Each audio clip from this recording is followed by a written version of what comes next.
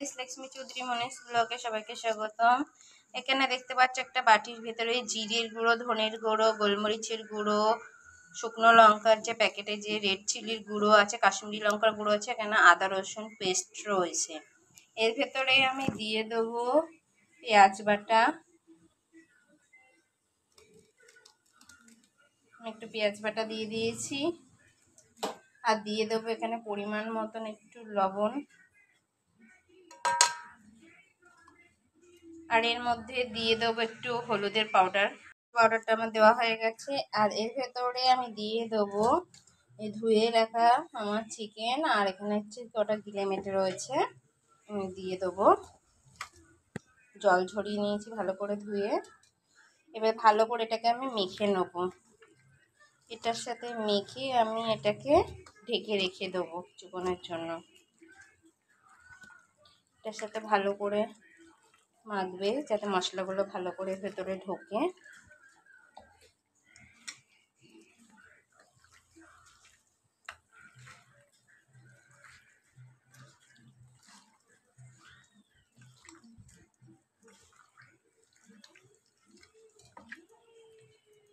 আমার মাখাটা কমপ্লিট হয়ে গেছে। মাংসটার মধ্যে ভালো করে মেখে নিয়েছি। এবার মাংসটাকে আমি ঢেকে দেবো। এটা থেকে সাইডে করে নিচ্ছি। এবারে আমি তোমাদেরকে দেখিয়ে নিচ্ছি, এটা হচ্ছে দই। এই দইয়ের ভেতরে আমি এবারে জিরের গুঁড়ো, ধনের গুঁড়ো, লঙ্কার গুঁড়ো, গোলমরিচের অল্প একটু গুঁড়ো দিয়ে দেবো। এর ভেতরে জিরের গুঁড়ো, ধনের গুঁড়ো, রেড চিলি পাউডার, কাশ্মীরি লঙ্কার গুঁড়ো, গোলমরিচের গুঁড়ো আর অল্প একটু সামান্য লবণ দিয়ে দিয়েছি। এইবার এটাকে ভালো করে একটা পেস্ট তৈরি করতে হবে রান্নার জন্য।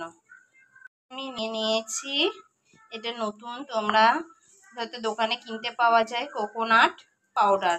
তোমরা কেমন দেখতে তোমাদেরকে আমি দেখিয়ে দিচ্ছি। কোকোনাট পাউডারটাকে নিয়ে একটু হালকা গরম জল দিয়ে এটাকে আমি ভিজিয়ে রেখেছি, ঠিক আছে। এই কোকোনাট মিল্ক পাউডারটা পাওয়া যায়। এটা মাংসে বলো, মাছে বলো, সব কিছুতেই কিন্তু দিলে ভালো টেস্ট হয় খেতে। তো এটা সেই পাউডারটা আমি এখানে একটু গরম জল দিয়ে গুলে রেখেছি। আর এটাকে আমি তখন পেস্ট করে ব্রাউন ব্রাউন হয়ে এসেছে। এবার এখানে আমি দিয়ে দেবো পরিমাণ মতো পেঁয়াজ বাটা,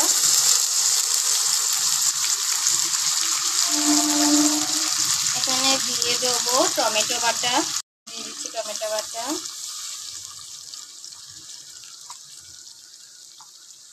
দুটো টমেটো আমি বেটে নিয়েছি ছোট ছোট। এখানে দিয়ে দেবো এখানে হচ্ছে আদা রসুন বাটা,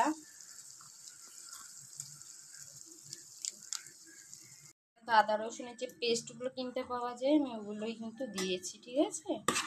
এবার এটার সঙ্গে ভালো করে মিশিয়ে আঁচটাকে ভালো করে বাড়িয়ে মশলাটাকে কষিয়ে নিতে হবে।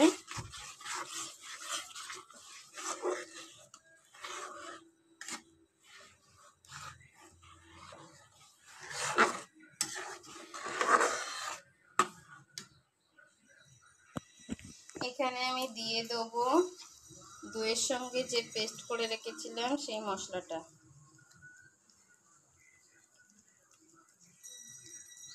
এই বাটিটাতে আমি একটু জল দিয়ে দেবো। এটাকে ভালো করে মিক্সড করে এটাকে কষাতে হবে। এর থেকে অনেকটা তেল ছাড়বে।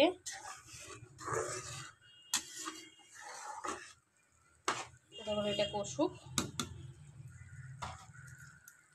তো দেখো মশলাটা অনেকটা কষে এসেছে, তোমরা দেখতে পাচ্ছ কালারটাও কত সুন্দর এসছে। এবার আমি এর ভেতরে দিয়ে দেবো ম্যারিনেট করে রাখা চিকেনগুলো।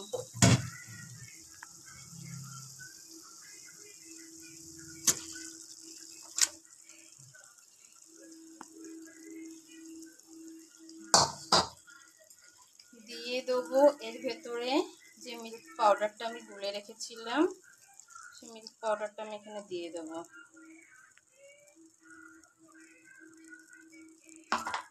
আর দিয়ে দেবো যে মশলার যে জলটা ছিল সেই মশলার জলটা এখানে আমি দিয়ে দেবো। এর ভেতরে পরিমাণ মতন আমি একটু লবণ দিয়ে দেবো। দেখতে পাচ্ছ মাংসটাকে আমি করে দিয়েছি, এটা লো ফ্লেমে দিয়ে এবার যে কোনো একটা পাত্র দিয়ে ঢেকে দেবে যাতে এতে হাওয়া বাতাস না ঢোকে, সেরকম পাত্র দেবে। আর লো ফ্লেমে, একদম লো ফ্লেমে রান্নাটা হবে, কোনো এখানে যাতে আস্তে আস্তে সেদ্ধ হয়ে যাবে এত সুন্দর। আর এখানে কোনো জল দেওয়ার প্রয়োজন নেই, এই জলেই রান্না হয়ে যাবে। তো আমি এখানে কাঁসার থালা দিয়ে একটা ঢেকে দিচ্ছি, তোমরা তোমাদের মতন দিয়ে ঢেকে দিও। চাটনিটি তুলেছি, এখানে কিছুটা পরিমাণে ঘি দিয়েছি আর শাহি গরম মশলার যে গুঁড়ো পাওয়া যায় সেই গুঁড়োটা আমি দিয়ে দিয়েছি। এবারে আমি খুন্তিটা দিয়ে ভালো করে মশলাটার সাথে মিশিয়ে দেবো, ঘিটাকেও মিশিয়ে দেবো। আমি এখানে আঁচটাকে একটু বাড়িয়ে দিয়েছি।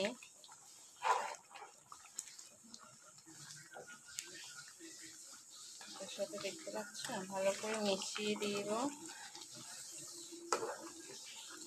আমি যেহেতু লঙ্কাটা এখানে দিইনি বেশি, কারণ আমি লঙ্কার গুঁড়োটা অনেকটা ইউজ করেছি, আমার গোলমরিচের গুঁড়োটা ইউজ করেছি, এই জন্য ঝাল এমনি হয়ে যাবে প্রচণ্ড পরিমাণে।